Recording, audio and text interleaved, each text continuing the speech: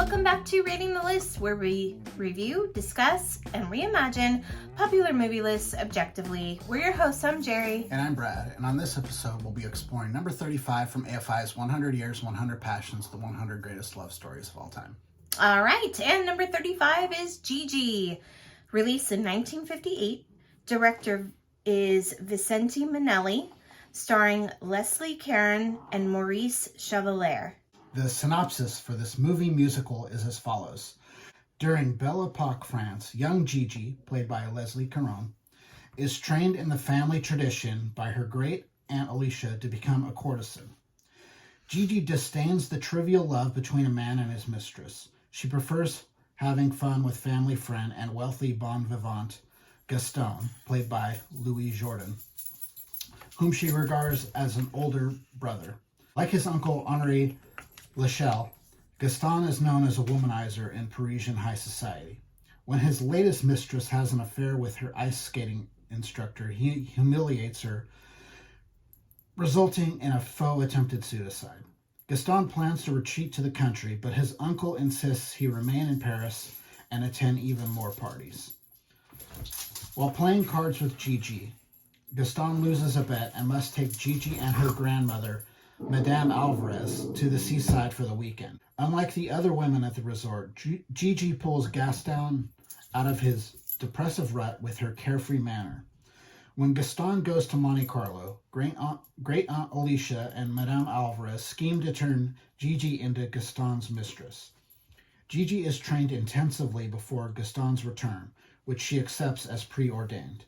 When Gaston returns, he is dismayed seeing Gigi in her womanly gown rather than the juvenile outfits he prefers. They trade insults and he storms off. He quickly realizes his folly and returns to apologize, inviting her to tea. Madame Alvarez interjects, telling Gaston that an unchaperoned Gigi being seen in public could damage her reputation. Angered, Gaston storms off again. He walks and reflects on his feelings for Gigi, which leads him to realize he is in love with her. He wishes only to be near her, an unheard of behavior between a man and his mistress. Despite such conventions, he proposes a generous business arrangement to Madame Alvarez and Aunt Alicia for Gigi to become his mistress. The women are overjoyed by his offer, but Gigi is not and refuses. She does not seek celebrity status, only to be eventually abandoned by Gaston and become another man's mistress. She wants their relationship to remain platonic. When Gaston reveals his love for her, she bursts into tears. She chastises him, saying if he truly loved her, he would never expose her to a mistress's uncertain life. He leaves dejected and speaks with Henri, who says that Gigi's family has always been odd.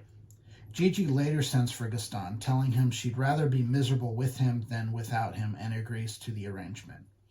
When Gaston arrives for their first social outing, he is entranced by Gigi's elegant beauty. Gigi performs perfectly as his courtesan, which only upsets Gaston, too in love with her to subject Gigi to an appalling life of uncertainty and social judgment. Gaston insists they leave. Upon arriving at her grandmother's apartment, Gigi bursts into tears, wondering what she's done wrong. Gaston leaves without answering, but soon returns. He asks Madame Alvarez for Gigi's hand in marriage. Gigi and her grandmother are both overjoyed. Okay, this is another one of those, like, it's on classic movie lists because it's old, because this movie is so problematic and just Gross. Terrible and gross. It's really, like, first scene, okay, the story is being narrated by his uncle Henri, who's like a total womanizer in his like 70s. He's a total like lech too. Yeah, and it's like he's walking around. He's like in this really beautiful part of France. This park, yeah. This Paris, this park. It's all green, and there's people out having a good time, just chilling. And then he breaks into thank heaven for little girls. Like, it's ew. It's so creepy. It's so creepy and gross. And it's like he's basically singing about how Thank goodness there's little girls because they grow up a little bit and then men can have their way with them. Yeah. It's basically what he's saying in the song, and it's disgusting. And then, like, the whole premise of the love story is that, you know, his love for her is greater than, you know, the convention of her just simply being, you know, a mistress. His mistress, so he marries her. So it's all not only that, like, okay, in the first part of this movie, Gigi is like a schoolgirl. She dresses as a schoolgirl. She's playing with school kids. Yeah, she's maybe like 14, 15. Yeah, and they're grooming her. Her aunts are grooming her to be a courtesan. A courtesan. So they're trying to teach her how to, like, drink and pour tea. And that's the thing. It's like, it's not like they're not teaching her to become a good wife. They're teaching her to become a mistress. It's like, right. How is this not and it's like the family business. It's like, it's very weird. Like, I realize this stuff happened, but just because something happened doesn't you need to make it into some kind of, like, attempt at a heartwarming story and normalize it. Yeah, and what's crazy is, like, you know, she's a kid. She's a young teenager. And that's how her and Gaston's relationship is centered on. Like, they play cards together. Yeah. He sneaks champagne to her. Like, he treats her like a little kid. And then all of a sudden, he goes away. She puts on a beautiful dress. And, yeah, she has some lessons. And he's like, oh, my God, now she's this woman. And she's acting different. It's just... It's very, very strange. The costumes are beautiful. They're very pretty. The color schemes of this movie are really beautiful. Production design's really good. The camera work is good. Right. This is just a creepy, creepy story. It's a musical, and the musical numbers are not that good. No, they're not. It's like they don't actually sing.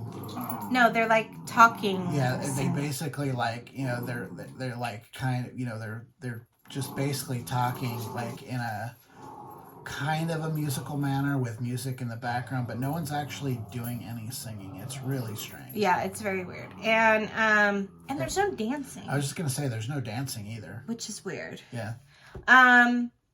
Yeah, there's the age gap. It's very dull. Like, there's not a lot that happens. It's kind of boring. They, you know, they have this whole thing where, you know, they make a joke out of, even though it's, you know, we know it becomes like, it's like a faux suicide attempt. They still make it up to be a joke. Yeah, it's really weird. The movie's just in bad taste. Yeah, that's a great way to say it. It's really in bad taste. The makeup was not very good either. Like, is it her grandma or aunt?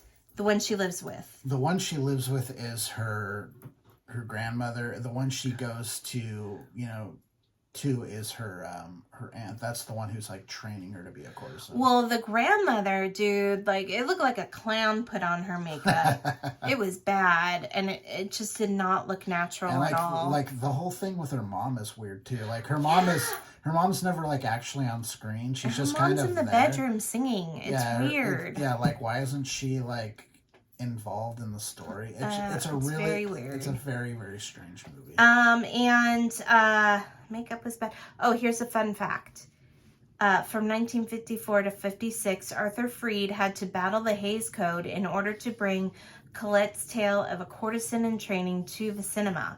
He eventually convinced the film industry's code office to view the story as condemning rather than glorifying a system of mistresses. I did not get that. I didn't read that subtext at all, outside of Gigi not wanting it. But Gigi didn't want it, but that was it. Everybody else, it was pretty glorified to me. I got that she didn't want it because she's too young to even consider that stuff yet. Like, she was too young, and she's still being a kid. She's being a kid. She didn't want to.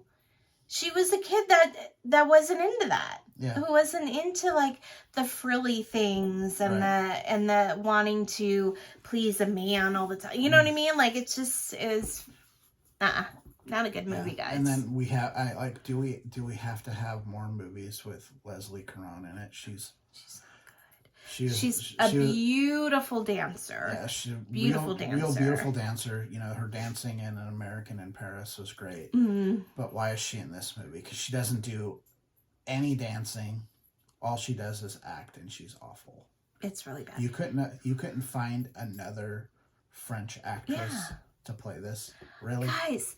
Number 35. This shouldn't even be on the list. This shouldn't even be on the list. It shouldn't be on any list. This is just not a good film. It's not good. And I know everybody's going to be like, oh, but, no, sorry.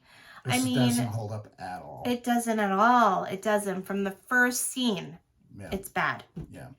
I gave it a 39. I like some of the technical aspects a little bit more than Jerry did. She gave it a 28. The list score is 33.5. Yeah, so it won't be on our revised list. No. Anyway, give us your comments. Let us know if you feel we're way off base about Gigi, or we hit it on the nail. Hit on the nail? Hit on the nose? Just making up. Yeah, I'm just making up shit. Yeah, so let us know. Please respond in the comments. If you like our content, please subscribe to our channel. If you'd like to talk to us, please email us directly at ratingthelist@gmail.com. But I think that's it for now. I'm Jerry. I'm Brad. And we'll see you next time. We're rating the list. Bye. Bye.